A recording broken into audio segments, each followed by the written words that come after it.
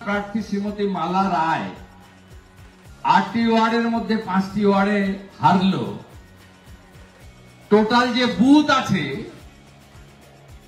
142টা বুথে বিজেপির লিড, আর উনার লিড 127টা বুথে। একা চেতলা 77 নম্বর ওয়ার্ড আর সঙ্গে আরেকটা ওয়ার্ড, দুটি মুসলিম প্রধান ওয়ার্ড, উনাদের ছাপা মেরে ভোট দিয়ে মাত্র 8000-এর গ্যাপ হয়ে গেছে। এই আসনের অতীত কি? অতীত বিজেপি 2014 সাল ভারতীয় জনতা পার্টির এত ভোট হয়নি, 18% ভোট পেয়েছিল বিজেপি। 2টো এমপি জিতেছিলেন, দার্জিলিং থেকে SS আলুওয়ালিয়াজি আর আসানসোল থেকে বিজেপি জিতেছিল। সেদিন এখানে তথাগত রায়, একজন শিক্ষাবিদ, আমাদের অভিভাবক, ত্রিপুরার রাজ্যপাল হয়েছিলেন, তিনি দাঁড়িয়েছিলেন এই কেন্দ্রে 400 ভোটে লিড নিয়েছিলেন 2014 সালে।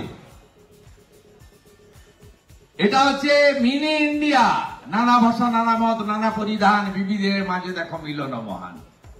ভবানীপুরে আপনি শিখ সমাজের মানুষ পাবেন, সিন্ধ্রি সমাজের মানুষ পাবেন, জৈনদের পাবেন, মারোয়াড়িদের পাবেন, হিন্দি স্পিকিং বিহার ইউপির লোকেদের পাবেন, ঝাড়খণ্ডের লোকেদের পাবেন, উড়িষ্যার লোকেদের, উৎকলের লোকেদের পাবেন, বিপুল সংখ্যক গুজরাটিকে পাবেন।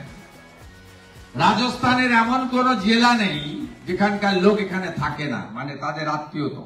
যোধপুর, জয়সলমীর, বিকানির, শ্রীগঙ্গানগর সব জায়গায় লোক আছে। তার সঙ্গে বাঙালি বর্ধিষ্ঠ বাঙালিরা আছে, থেকে পালিয়ে আসা হিন্দুরা আছেন, বাঙালিরা, অনেক বর্ধিষ্ঠ পরিবার রয়েছেন, শিক্ষিত মানুষজন রয়েছেন। এই জায়গাটা ভারতীয় জনতা পার্টির জায়গা, অতএব এই জায়গা ভারতীয় জনতা পার্টি ধরে রাখার কাজ করবে। আপনারা শুধু জোট বেঁধে একসঙ্গে কাজ করুন। আমি আস্তে আস্তে দেখলাম 4:15 কি হবে, বিরোধী দলনেতা শুভেন্দু অধিকারী কি বলছে দেখুন।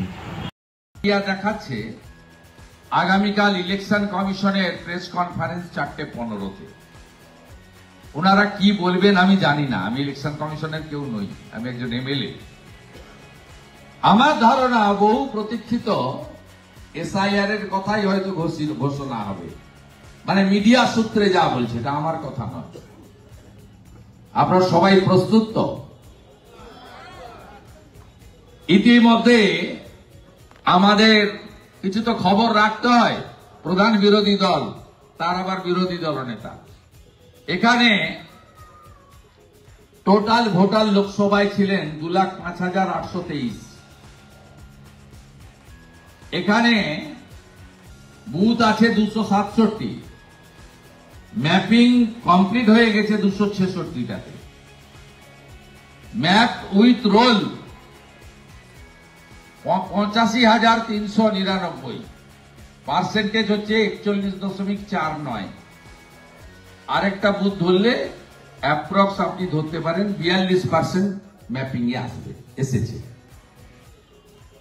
এটা আমাদের তো সরকারি অফিসে লোকজন আছে, আমাদের তথ্য সংগ্রহ করতে হয়, সেই সংগৃহীত তথ্যই বলছি। তাহলে বুঝলেন তো? এরপরে কি করতে হবে? বাড়ি বাড়ি BLO যাবে, মুখ্যমন্ত্রীর কেন্দ্র। BLOরা খুব চাপে থাকবেন, ভয় পাবেন না। 4টে WBCS সাসপেন্ড হয়েছে, FIR পেন্ডিং আছে। আরো 2টো WBCS অফিসার সাসপেন্ডের পথে, আন্ডার কনসিডারেশন। এসব জিনিস ইলেকশন কমিশন আগে করেনি।